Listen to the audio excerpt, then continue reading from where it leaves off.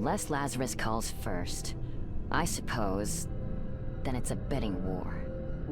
Frankly, I still agree with Hammond. As convenient as an alliance might be for you, I don't see the need to be in each other's pockets. It's not as if we're friends. No, not friends. May I have the floor? Thank you. I'm going to share some recent research from a particle physics laboratory under my aegis. Needless to say, this is proprietary information, and if any of what I'm about to tell you reaches any ears outside of this room, I'll take it very seriously. The Higgs boson is known in popular science as the God particle. It is considered by many to be the final piece of the puzzle of quantum mechanics. The one elementary particle that confirms how the universe works. They're wrong. Last year, we found a better one. The true end of our search. We call it the Omega particle. Studying it has revealed fundamental truths about the world that we live in. This particle forms the basic building block of all creation. And now we know how it behaves, how it reacts, what it reacts to. This particle, this energy, it has a spiritual dimension to it. A moral dimension. The fundamental forces of this universe trend in one direction. And now that we know that includes societal forces, gravity distorts the universe. And so the river runs. The curtain falls, the yoke is heavy. We accept that man is tethered to earth. We do not believe a man can fly. With this discovery, we must now accept that there is likewise a moral gravity pulling down, keeping everything that is in its place. Existence is ordered and ordained. Water flows downhill. Those who have. Those who have not. Those who are rich get richer. The poor get poorer. Some hold the winning cards, and some clutch at a handful of jokers. This is not chance. This is not accident. This is design. The sore losers in the game of life see their fate woven in the fabric of creation, and rail against it, calling it doom. There's a philosophical term for that perspective. The just world fallacy. And imagine being so twisted, so filled with hate, so paralyzed by fear. Imagine thinking it a fallacy, that the world could be just. But the world is just.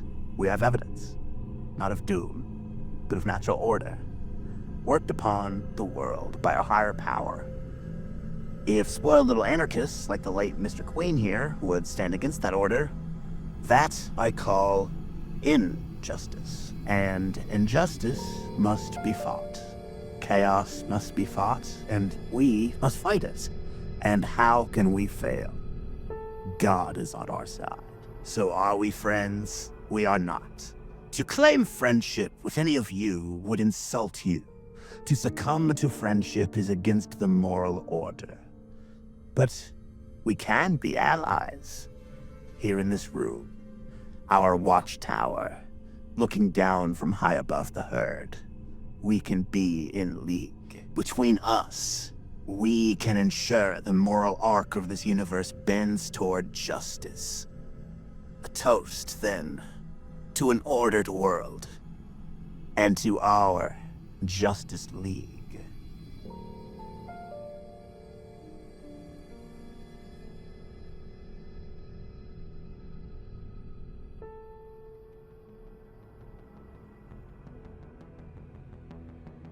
The absolute universe exists to torture its heroes, especially Batman. Because Darkseid never really got over that time that Bruce broke his no guns rule just for the sake of shooting Darkseid. And if you guys like this video, make sure that you like, comment, and subscribe for more analysis, breakdowns, and critiques, and share with your friends. DC's Absolute Universe is an alternate line of comics centered around a universe created by the villain, Darkseid. And while I'll spare you the lengthy preamble, basically what you need to know is that the universe that Darkseid created is an inversion of the natural order that we understand. The status quo, the morality, and many of the things that you commonly know about the DC universe have been in many ways subverted, and the heroes that you know that typically represent the preservation of peace are now publicly seen as terroristic vehicles of fear. The ultimate culmination of Darkseid's inversion of the natural order is the Absolute Joker, a being that in many ways subverts not only the ideas of the traditional Joker, but subverts chaos and order itself. Let me explain. In the normal DC universe, Bruce Wayne is depicted as someone who grew to become a morally grounded person with an empathetic heart due to the fact that he had good parents. And that is in contrast to the fact that many people that grow up with riches in comic book stories would not typically become the morally grounded man that Bruce Wayne would become. Bruce Wayne is the billionaire CEO persona that is used to mask Batman's kind heart and vigilante actions. However, in the Absolute Universe, from the limited information that we know so far about the Joker, it is a complete inversion of this dynamic, as the public perception of Joseph Jack Grimm V is that of someone who is mostly unknown, with only elite intelligence agencies such as MI6 even having him on their radar. The appearance of a rich socialite basks the Joker in security, and while taking advantage of what would normally be Batman's resources, he is allowed to jet set around the world as one of the most twisted serial killers to ever live. Even the way the Absolute Joker is drawn in his human form is intentionally designed to be evocative of a Prime Universe version of Bruce Wayne.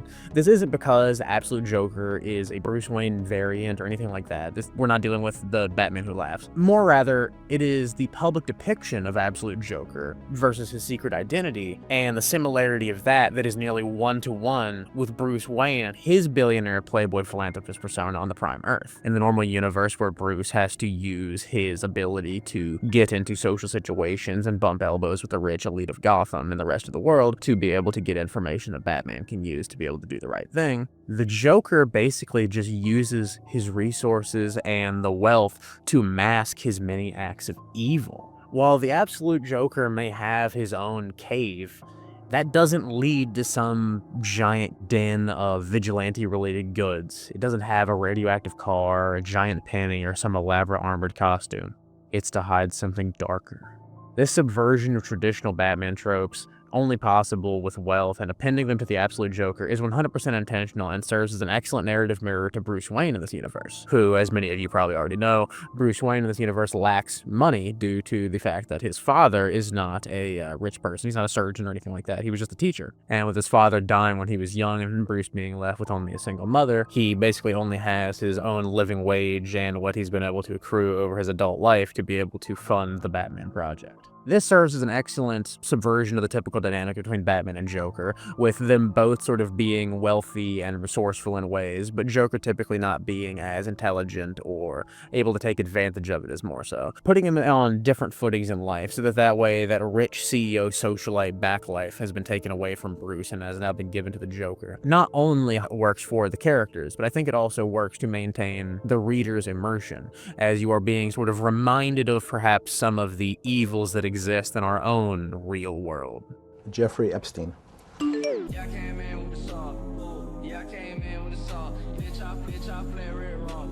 But even with all of that in mind, many of the base elements of the dynamic are still there if you think deep enough. The Joker's desire to break Batman and see if he's willing to go as far as he's willing to go, that has kind of been in the Batman mythos ever since the Killing Joke, has now been recontextualized as an almost Palpatine-like dynamic where Jack is manipulating Bane. Bane, in this universe, has been functioning as his primary enforcer. He's been breaking people that he wants to be broken, doing these sort of hit jobs all around the world, and ultimately it was Bane's home island of Santa Prisca that became one of the first arcs, Arc A. And we find out in one of the more recent Absolute Batman issues, when Bane fought Batman, that Santa Prisca was destroyed. Bane is a twisted, violent psychopath that ruined the lives of all of Bruce Wayne's childhood friends. And the Joker is even worse than him.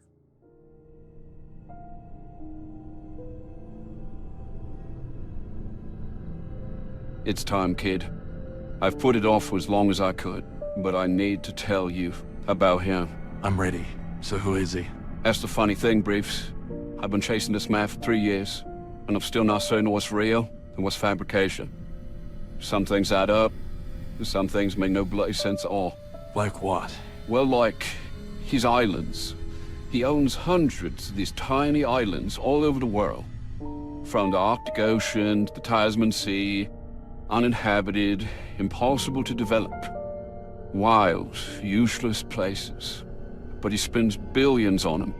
Travels to one or another a few times a year, alone. Why? That's my point. No one knows. Satellites show nothing on him. The theory is he likes to hunt, but he's a mystery, Bruce. The man in white, who doesn't laugh. On and on. Then forget what's true, Pennyworth. Tell me what you believe. It starts here. Or one of the first films ever recorded. Maybe the actual first. 1888. Same year as Le Prince's The Roundhay Garden scene. And? Who am I looking at? His great-grandfather. In the top hat? No, in the makeup. The boy. The clown. Joseph Grimm I. Jack. The story is, he grew up an orphan on the streets of Gotham. Made his living as a street performer. They say he was good too. Best around. Said he could hear the laughter for blocks and blocks. Though he himself never so much as chuckled.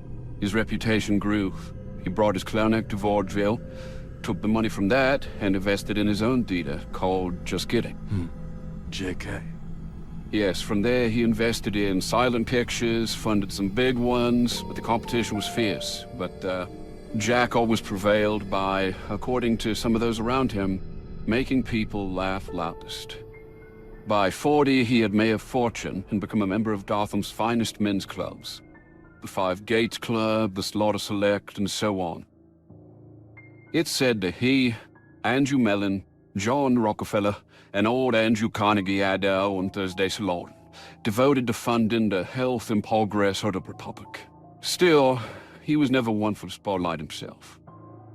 There are almost no photos of him, no interviews, barely any records at all. In fact, he exists mostly in the shows he produced and the charity. Jack was a major philanthropist. That much is documented. That you won't see his name on anything. A wing of Gotham Med, the Gotham Met, Gotham University. He was especially devoted to children's causes, which made sense given his own rough childhood. Live like a clown, leave the world with more laughter than when you entered. That was his reported motto. Jack died in 1938, according to records, and is buried in a family crypt somewhere at sea. Jack's legacy lived on in his son, Jack Jr., who had taken over the family business in the 1920s and expanded on it. Like his father, Jack Grimm II, invested in entertainment that would bring laughter to the world, eventually becoming one of the early financiers of television. He created a bunch of subsidiaries of JK, all named after famous clowns and jesters. Fox, Perot, Zahe, Hop Frog, and like his father, he stayed committed to philanthropic pursuits, especially those for children. He opened homes for orphans across the country. By the 1960s, Junior's son, Jack Grimm III, was the central figure of JK, starting one of the first cable network companies, devoted primarily to comedies, children's shows. Jack III was a major funder of public broadcasting. Jack Grimm IV was born sometime in the late 1970s, and took the company into gaming systems. He also expanded JK's philanthropy to global causes, which finally brings us to our Jack. Jack Grimm V. Young, smart, and by far the most successful yet. He was one of the first investors in online gaming platforms, the hardware and software, and a primary backer in graphics processing units, the chips that the entire bloody world runs on. And as he approaches trillionaire status, Jack V has vastly widened JK's charitable initiatives, international literacy programs, peace organizations, medicine and aid drops. To those who know him, he is lauded and loved. So where is it? So where is what? Where's the damn smoking gun, Pennyworth? What's so scary about this guy? On paper, nothing is so scary about him. Just the opposite. He's the fifth chapter in a story about a family that has made its fortune by embracing that very first love, the clown. Helping Americans and people around the world smile, laugh. Sure, he's eccentric. Jack is. He likes to go hunt big game on remote islands. But all billionaires are eccentric, right? He's a classic America success story. I didn't ask you for the story, Pennyworth. I asked you what you believed. Okay, kid. But for that, we need to go back to the start. To that boy in the alley.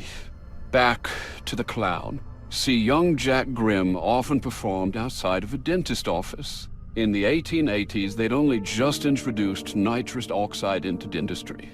Laughing gas. And Jack would sneak in, leak the gas into the alley, make them laugh, sure, but also makes them suggestible, as nitrous does. So they'd give him all of their money. The act was a trick, a sleight of hand. No different from when Jack Sr. fueled his own rivals in vaudeville and in film, playing one side against the other. And that's what my research has found out about the Grimm family. They've always played both sides. For a century and a half, these men have invested in one endeavor and its counter. It extends beyond entertainment to all aspects of life. They even funded our war effort and theirs. Through subsidiaries, all their clown-named companies, the Grimms, they fund right-leaning news networks and left-leaning ones. They fund the aid and the warlords who steal it.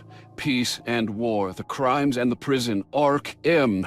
They might be the most powerful crime family in history, playing everyone against each other, profiting off of the chaos that they sow, loyal to no country, no principle, nothing but power. But why? How much is enough? I always come back to that motto. Live like a clown. A clown plays the fool, while making a fool of everyone else. He's a mastermind, the schemer.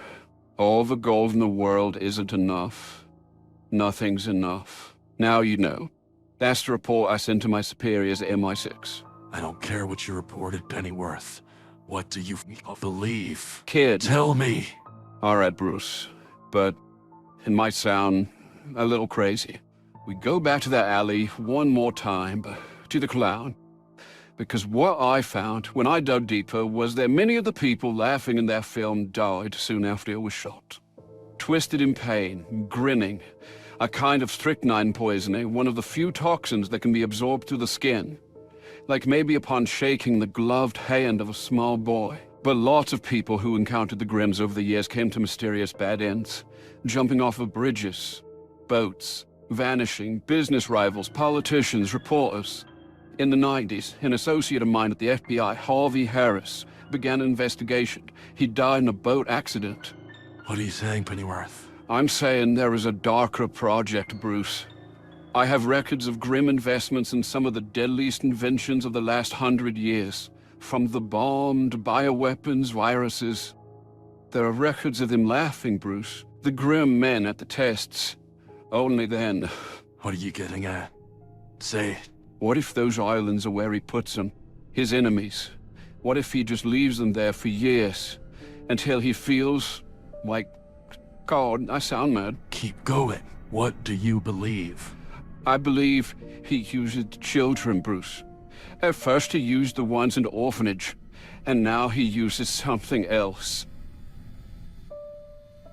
He has found some way, I don't know, using their cells, using the research done at his Ark, some terrible elixir. Go on, Pennyworth. Who is he? The clown, Bruce. What is a clown? It is a whole act of cruel mockery of us, of humanity, as bumbling and stupid. The clown hates us. You find stories in myth, legend from ancient times until now. Pagliacci, the jester who burns the kingdom in Bord de Salvages. The one who convinces us to kill each other, even as he himself preys upon us. The clown is death. The clown is... Stop dancing around it. He's... Say it, damn it. What do you believe? I believe that there is no Grimm family, all right. I believe there is no Jack 1st, 2nd, 3rd, 4th, or 5th. There's only ever been one Jack Grimm. Him. Maybe it's just his infernal science. Maybe it's some dark pact. I don't know. Maybe it's both. And I know how it sounds, kid. I know. But I look at him, and he's something terrible, Bruce. A nightmare thing that stalks the earth, not a man who never laughs at anything, but a beast that's always laughing at us. The one whose laughter we only hear when it's too late. So who is he? He's the Joker.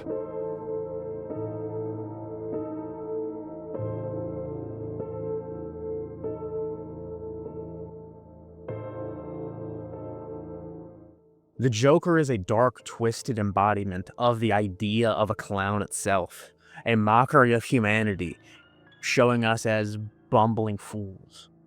It's much more similar to something like Pennywise, the cosmic entity of the Stephen King novels and the It films. The idea of an old-timey clown that has sort of ascended beyond a normal human lifespan and become, say, a terrifying idea, something that is larger than just what one person could do within their lifetime, what fear and pain could represent amongst generations.